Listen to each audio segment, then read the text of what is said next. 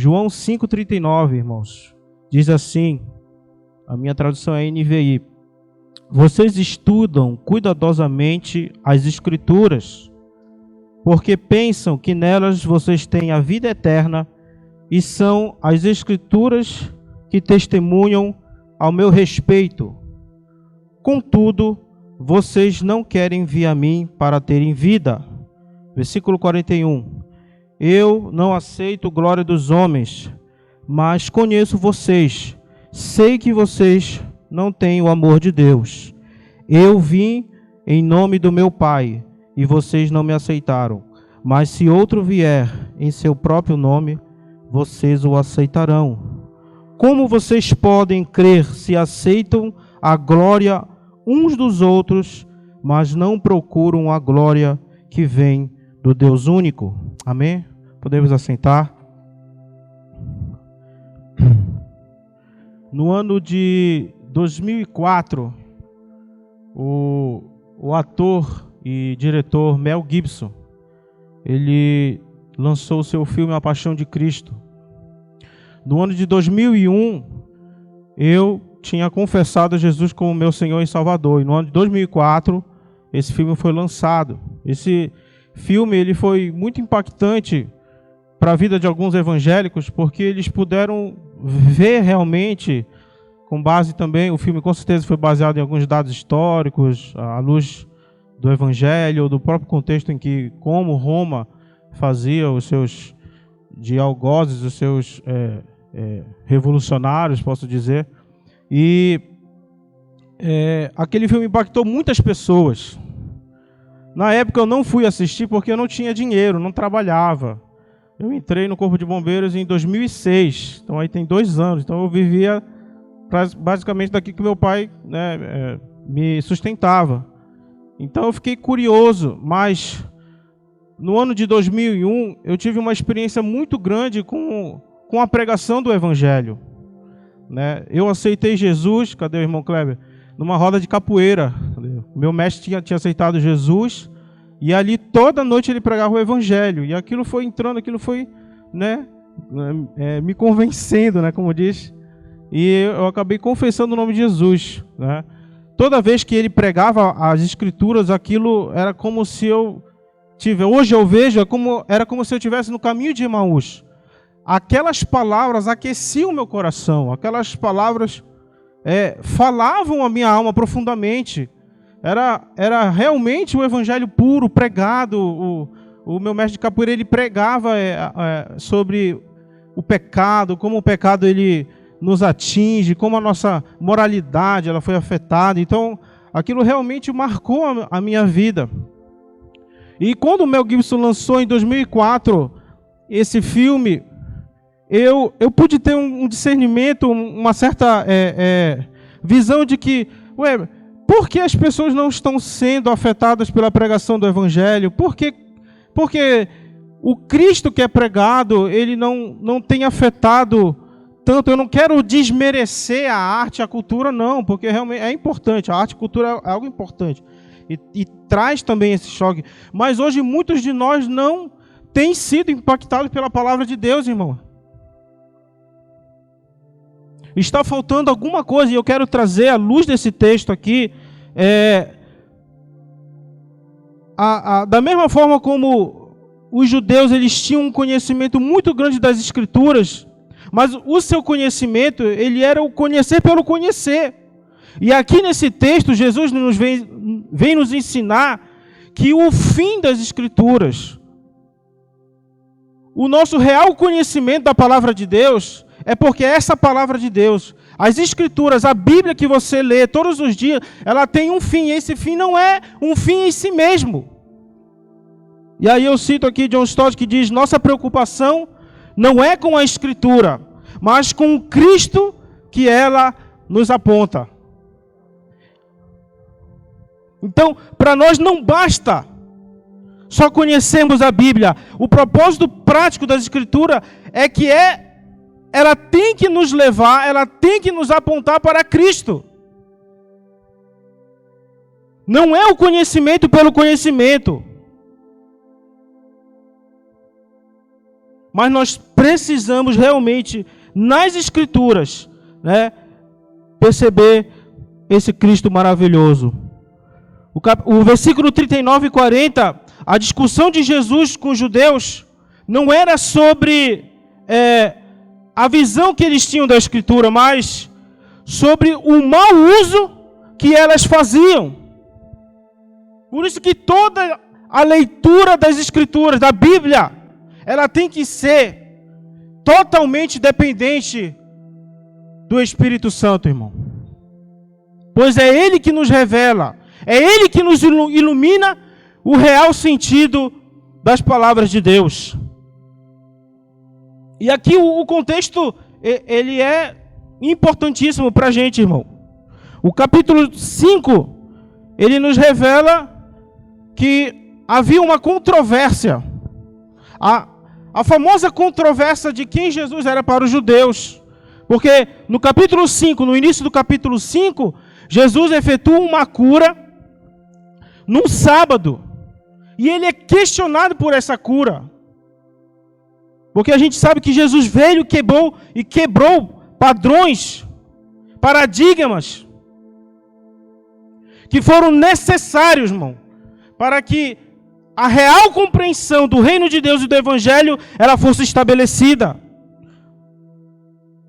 Mas a principal controvérsia entre Jesus e a religião de sua época, personificada entre saduceus e judeus, é que Jesus falava e se assemelhava a Deus. Onde está isso? No versículo 16, olhe para a Bíblia. Versículo 17. Disse-lhe Jesus: meu Pai continua trabalhando, olha só, hoje, e eu também estou trabalhando. Versículo 18. Por essa razão, os judeus mais ainda queriam matá-lo, pois não somente estava violando o sábado, mas o que ele dizia? Mas também estava dizendo que Deus era o seu próprio Pai, igualando-se a Deus. Porque o que Jesus fez, irmão? Jesus faz declarações surpreendentes que têm autoridade para dar vida e exercer juízo. Olha só o versículo 24. Eu lhes asseguro, irmão, isso aqui é sério.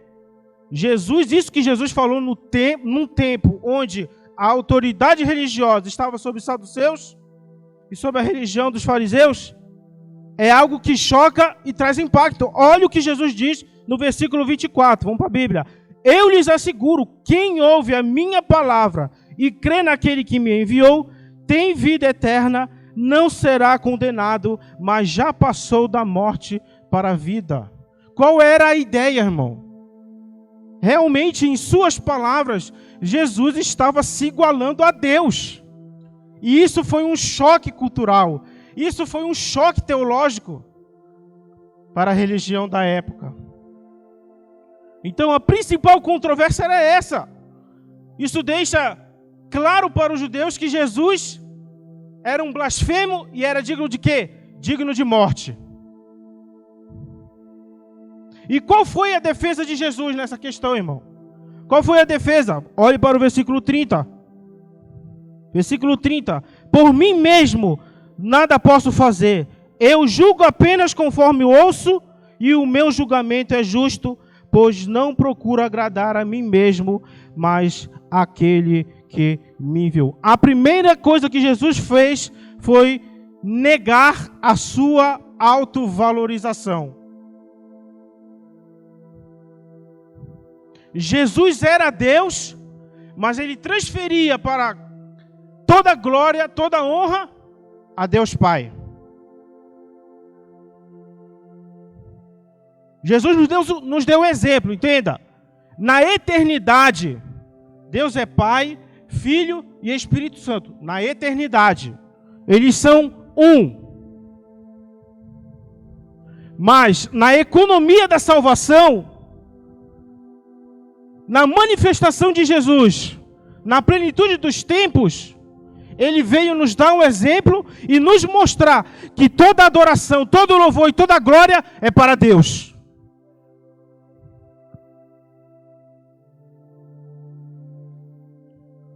Nessa declaração do versículo 30, Jesus me ensina uma coisa, irmão.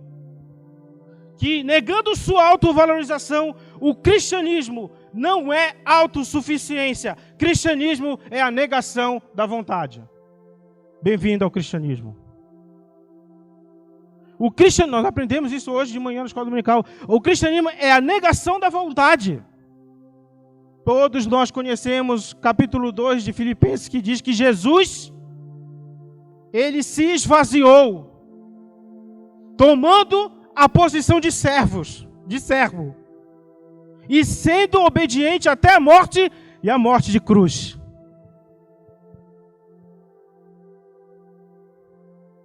Então ele deu o exemplo, e nós também devemos seguir. A segunda defesa de Jesus com relação à sua declaração diz respeito ao testemunho de Deus. Versículo 32, acompanhe. Há outro que testemunha em meu favor, e sei que o seu testemunho ao meu respeito é válido. Jesus está falando de quê no versículo 32? Do testemunho de Deus. Há outro que testemunha em meu favor. E olha o que diz o versículo 37. E o Pai que me enviou, Ele mesmo testemunhou ao meu respeito. Todos nós sabemos o que aconteceu no batismo de Jesus. Esse é meu filho amado, em quem me comprazo a Ele ouvir. Você tem ouvido Jesus? Nós temos ouvido Jesus? E o testemunho de Deus, que está no versículo 32, que Jesus está falando, diz respeito a duas coisas. Primeiro, as obras que Jesus fez e as palavras que ele ministrou. Está lá no capítulo 14 de João, quando Filipe chega para Jesus e diz, João capítulo 14, versículo 10 ao versículo 11, quando Filipe chega para Jesus e pergunta, Senhor, mostra-nos o Pai, o que nos basta. E Jesus olha para Filipe e diz, eu estou há tanto tempo com vocês, não tendes conhecido o Pai? Quem vê a mim, vê o Pai. Jesus é Deus. Isso não deve nos escandalizar. Isso deve escandalizar os outros povos que não o conhecem. Mas isso não nos deve nos escandalizar, irmão. Que o Espírito de Deus possa vir sobre nós, da mesma forma como o próprio Deus veio sobre o apóstolo Pedro, que disse, quem dizem que eu sou? O que diz a multidão? Nós não somos multidão, irmão. Nós somos os discípulos de Cristo. Estamos sob o discipulado de Jesus. E por estarmos sob o discipulado de Jesus, nós temos que ter a mesma abordagem de Pedro. Tu és o Cristo, o Filho do Deus vivo. Isso não deve nos escandalizar, irmão.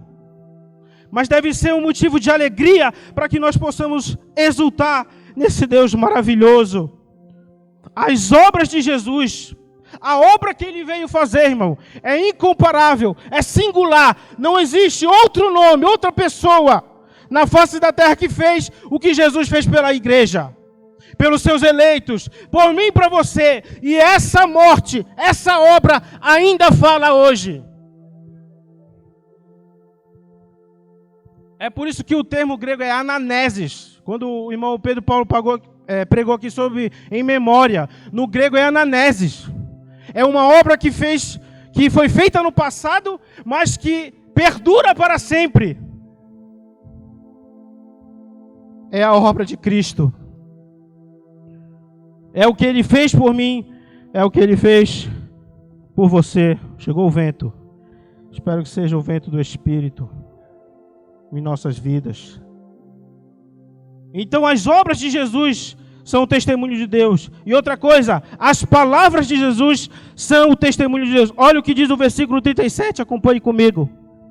Diz assim, e o Pai que me enviou, Ele mesmo testemunhou ao meu respeito. Vocês nunca ouviram a sua voz, nem viram a sua forma, nem a sua palavra habita em vocês, pois não creem naquele que ele enviou. Agora Deus se manifesta diretamente através de quem? De Cristo. Olha o que diz o versículo 37, irmão. Isso aqui é tremendo. E o Pai que me enviou, Ele mesmo testemunha ao respeito. É Deus que testemunha de mim. Vocês nunca ouviram a sua voz. Vocês nunca ouviram a sua voz, nem viram a sua forma. Mas agora vocês estão vendo a mim. Mas como uma palavra escrita que pode ser recebida. Por isso o autor do Evangelho de João, no capítulo 1, ele diz que o Verbo se fez carne e habitou entre nós, cheio de graça e cheio de verdade. Essa é a diferença, irmão. Nós precisamos nos voltar para Cristo.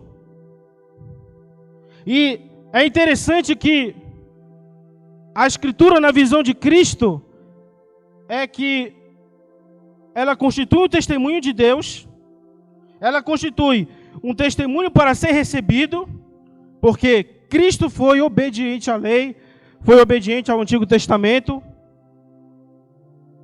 e por meio das Escrituras, Jesus entendeu a sua missão total, aquilo que ele deveria fazer. Então, nessa controvérsia entre Jesus, os saduceus e os fariseus, é porque os saduceus ignoravam as Escrituras e os fariseus a desprezavam.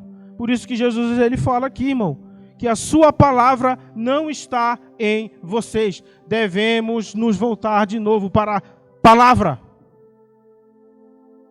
para a Bíblia, para as Escrituras. Ler a Bíblia, irmão, não é um fim em si mesma. A função dela é nos apontar para Cristo. Por isso que um princípio que regeu a reforma do século XVI, que é basilar, irmão, é fundamento, se chama sola Escritura, somente a Escritura, irmão. E a crítica de Jesus aos fariseus é que eles tinham um conhecimento apenas teórico, teológico das Escrituras, mas não tinham conhecimento prático. E isso advém de dois fatores que eu vou falar no final. O simples exame, estudo e conhecimento da Bíblia não pode ser um fim em si mesmo, irmão. Eu me lembrei da irmã aqui que é médica. Me diga uma coisa. O médico, ele faz a receita. Quem é que cura? É a receita ou o medicamento que a receita prescreve? Nós nunca vamos ter vida por meio da Bíblia. A Bíblia é a receita. E a cura, o remédio que ela prescreve para a cura, para uma vida espiritual abundante é Cristo. E eu preciso ver Cristo nela. Então o uso correto das Escrituras diz respeito a vermos nas Escrituras um meio para encontrar Cristo. E como consequência disso, irmão, termos vida. Onde está isso? Vamos lá para o texto. Versículo 39. Vocês estudam cuidadosamente as Escrituras, porque pensam que nelas vocês têm a vida eterna. Mas são elas que testificam de mim. Contudo, vocês não querem vir a mim para terem vida. Que vida é essa, irmão? Vamos lá para o versículo 24. Eu lhes asseguro, quem ouve a minha palavra e crê naquele que me enviou, tem a vida eterna. Não será condenado, mas já passou da morte para a vida.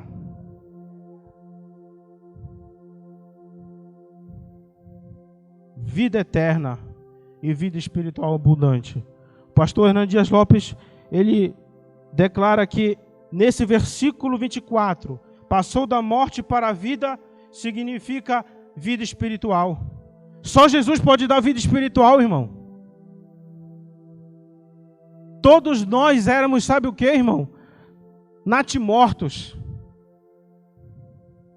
Nós éramos mortos espiritualmente. E qual é o morto que dá vida a si mesmo, irmão? Por isso que na obra da salvação, todo o mérito, todo o crédito, toda a glória seja dada a Deus. Porque nós de nós mesmos não podemos, irmão. Por isso que Efésios capítulo 2, versículo 1 diz: Ele vos deu vida, estando vós mortos entre delitos e em pecados. Estando mortos. O morto não ressuscita. Só Jesus ressuscita. Então, a Bíblia, como meio para encontrar Cristo, tem como consequência uma vida espiritual abundante, uma vida com propósito, uma vida no porvir. E o que é a vida no porvir, irmão? O que é a vida eterna? Você já se perguntou sobre isso? O que é a vida eterna? É fugir do inferno? É fugir dos problemas? Isso não é vida eterna. Isso não é evangelho. Eu não vou nem falar nas minhas palavras o que é vida eterna. Eu vou usar a Bíblia. Abra sua Bíblia, João 17. Você vai aprender agora a definição de vida eterna e você nunca vai se esquecer. Nunca vai se esquecer mais. Acharam? Eu quero que você leia. Você vai ler e vai se impactar com isso. João 17:3. Esta é a vida eterna. O que é a vida eterna, irmão? O que é a vida eterna para você que está aí? Esta é a vida eterna. Que te conheçam, o único Deus verdadeiro, e a Jesus Cristo a quem enviaste. Isso é vida eterna. Isso é evangelho. O fim pelo qual a vida eterna realmente se materializa, irmão, é estarmos com Deus, é estarmos com Cristo no futuro da eternidade. Isso é a vida eterna. Se te contaram que não, você tem que confessar Jesus para ter um lugar no céu, te contaram errado. Se contaram você que você tem que confessar Jesus para fugir do inferno, te contaram errado. Se te ensinaram que vida eterna, que evangelho é fugirmos dos problemas desse mundo, e lhe ensinaram errado. O evangelho não é isso. A vida eterna que Jesus nos ensina não é essa. A vida eterna é estarmos com Jesus como o bem mais supremo que pode existir. Está aqui na Bíblia, irmão. Está aqui na Bíblia o que é evangelho, o que é vida eterna. João 17:3 nos ensina que esse supremo bem é o próprio Deus, visto e experimentado em toda a sua glória. John Piper diz isso. Pastor Batista dos Estados Unidos. Vida eterna é o supremo bem, é o próprio Deus, visto e experimentado em toda a sua glória. Nós vamos experimentar Jesus. Nós vamos experimentar o próprio Deus. Isso é vida eterna. Vida eterna não é escapismo, irmão. Vida eterna não é escapismo. Vida eterna é estar na presença do Cristo que morreu e ressuscitou por mim. Então, irmão, o que eu aprendo aqui? A vida não está nas Escrituras. A vida está no Cristo que ela nos aponta. No Cristo que ela revela. Cristo é o coração do Antigo e do Novo Testamento. Ele é o coração, ele é o fundamento da igreja. 1 Coríntios capítulo 3, versículo 11 diz, o apóstolo Paulo diz, ninguém pode pôr outro alicerce, outro fundamento, o qual já está posto, Jesus Cristo, o Senhor. 1 Coríntios 3, 11. Ele é o alicerce, ele é o fundamento, ele é o bem supremo. Qual era o erro dos judeus, irmão? Eles não viam Jesus nas Escrituras. Eles não queriam ir para Cristo para ter vida. Por quê? Olha o que diz o versículo 41. Acompanhe. Eu não aceito glória dos homens, mas conheço vocês. Sei que em vocês não há o amor de Deus. O amor de Deus não estava neles. O amor que eles tinham, o significado que eles davam para as Escrituras, era um significado em si mesmo. Não tinha um objetivo, era teórico. Não era prático, não era redentivo. Quando lemos a Bíblia, irmão, nós temos que ver o caráter redentivo dela. Eles não tinham isso. A visão da Escritura para eles era uma visão acadêmica e não prática. Usar a Escritura como um fim e não como um meio.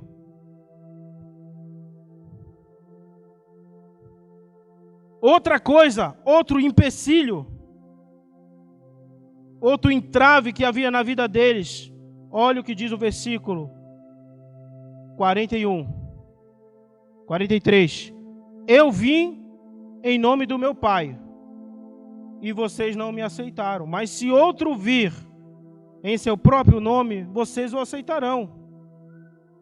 Olha o que Jesus nos ensina, irmão. Como vocês podem crer se aceitam a glória uns dos outros, mas não procuram a glória que vem? Irmão, toda vez que a glória do homem entra em cena, a glória de Cristo ela é ofuscada. Toda vez que esse antropocentrismo, essa visão exaltada do homem, de que nós somos importantes, de que nós somos merecedores, toda vez que essa visão antropocêntrica entra na igreja, ela destrói a igreja. Ela destrói a minha, você. Ela ofusca a glória de Deus, a glória de Cristo. E era isso que estava acontecendo com esse povo aqui,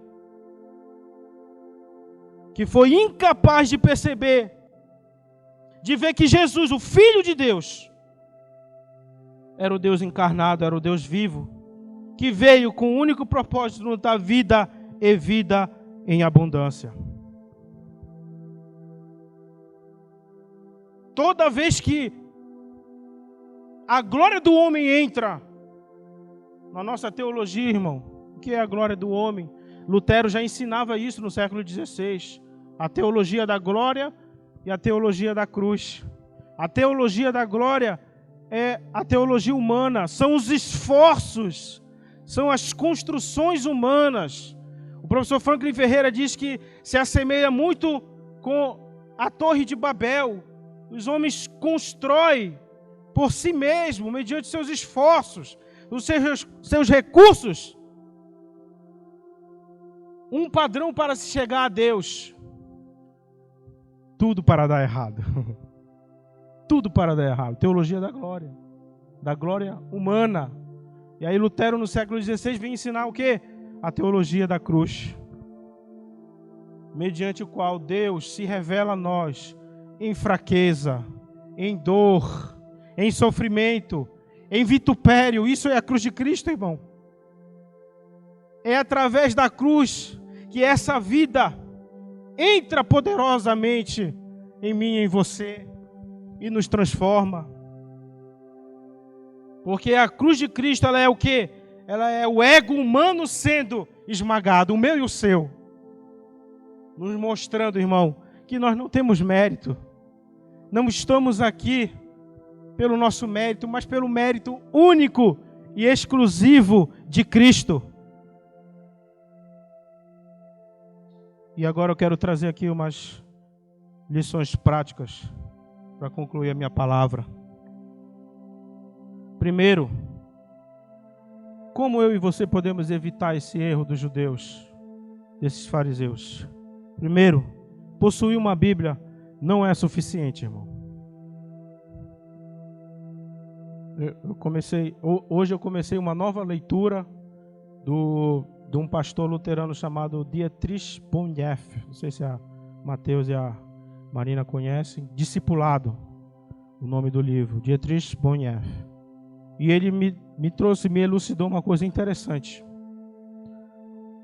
Um mundo cristianizado não significa que essas pessoas vivem uma vida cristã autêntica. Não é.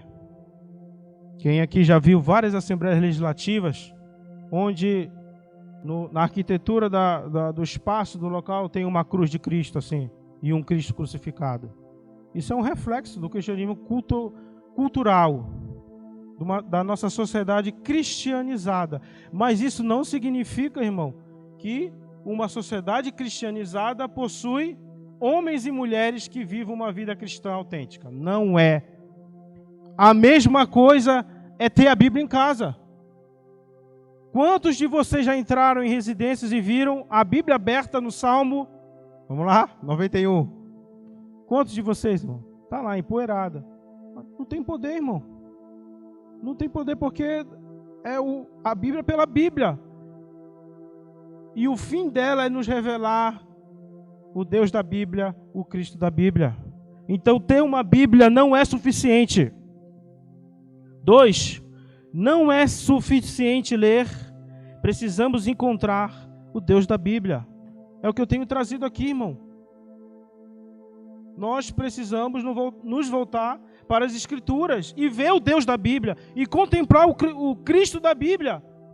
Isso passa, irmão, da premissa de que eu e você precisamos da iluminação do Espírito Santo para ler a Bíblia. A Bíblia não é como um livro científico, como um livro de história, de geografia. Ela possui seus autores humanos, sim, mas que escreveram, inspirados pelo Espírito Santo. Então, nada melhor do que eu e você lermos a Bíblia juntos do autor da Bíblia, juntos daquele que inspirou a Bíblia, o Espírito Santo.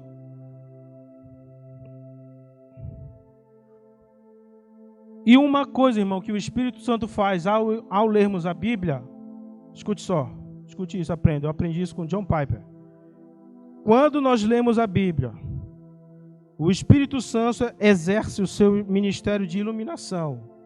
Só que iluminação, irmão, do Espírito, ao lermos a Bíblia, não é acrescentarmos à Bíblia os nossos sabores, mas é aceitarmos reverentemente, irmão Cleber, subordinamente o que está escrito nela. Isso é a iluminação do Espírito.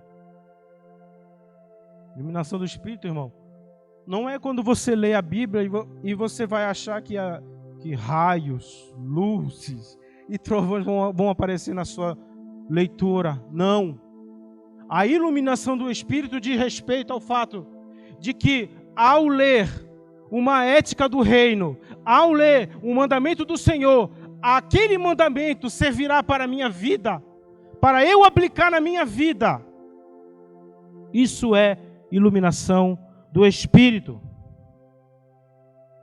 Outra coisa, não é suficiente estudar a Bíblia. Acumular conhecimento bíblico é uma coisa, ter conhecimento pessoal de Cristo é outra coisa. Não é um conhecimento acumulado, irmão, mas é um conhecimento que nos aponta para Cristo. É igual quando eu e você vamos ao Jardim Botânico e quando a gente chega lá tem uma placa, Jardim Botânico. Todo mundo desce do carro e já faz ali o piquenique? Não. Aquela placa só está indicando. Entra todo mundo no carro, ainda não é aqui. A placa só está no... Isso é a Bíblia, irmão. E ela vai nos levar ao jardim de Deus para estarmos lá e fazermos o piquenique com Cristo. E 4, para concluir a minha palavra, porque eu estou voltando à pregação. Ah, Jesus. Obediência às Escrituras é tudo. Não vamos ceder, irmão, a esse cristianismo secularizado. A palavra de Deus está com você para que você a obedeça. Ter um conhecimento pelo conhecimento não tem validade. O verdadeiro conhecimento diz respeito a nós sermos obedientes a Cristo e desfrutarmos de Cristo. Por isso que Paulo, irmão, ele diz: o morrer é lucro e o viver é Cristo. A perspectiva de vida cristã, irmão, é diferenciada. É singular, é sem igual. Morrer é lucro. Quando eu passei mal, eu digo: meu Deus, vai ser agora. Começa uma dor no peito, eu não sabia o que era. Eu digo: Senhor, vai ser lucro. Morrer é lucro para o cristão. Quando o pai da minha esposa faleceu agora de Covid, eu me lembro que eram mais 5 horas da manhã. Aí geralmente 5 horas da manhã é o horário que eu acordo para fazer um devocional bíblico, e 6 horas dá uma caminhada, uma corrida. E aí eu ouvi choro no quarto. Minha esposa recebeu a notícia que o pai dela tinha morrido. No mesmo momento eu orei: Deus, só tu agora. Né? É na dificuldade que a gente vê a operação do Espírito Santo, irmão. Naquele momento ali eu abracei minha esposa e choramos juntos. E eu só orando, pedindo. Né? No outro dia, né, aí veio as dúvidas teológicas. Amor, o que acontece quando a pessoa morre? Vamos para a Bíblia.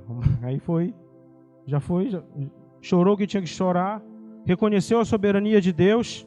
Eu olhei assim: glória a Deus, minha esposa já se recuperou, fez como Davi, que no meio da dificuldade, né, chorou pelo seu filho com Batseba, se levantou, se ungiu e voltou para a sua atividade. E os seus perguntaram: Davi, tu vai parar de chorar? Eu falei: eu vou até a criança, mas a criança não veio a mim. É tipo como Jó, irmão: o Senhor deu, o Senhor tomou. Bendito seja o nome do Senhor.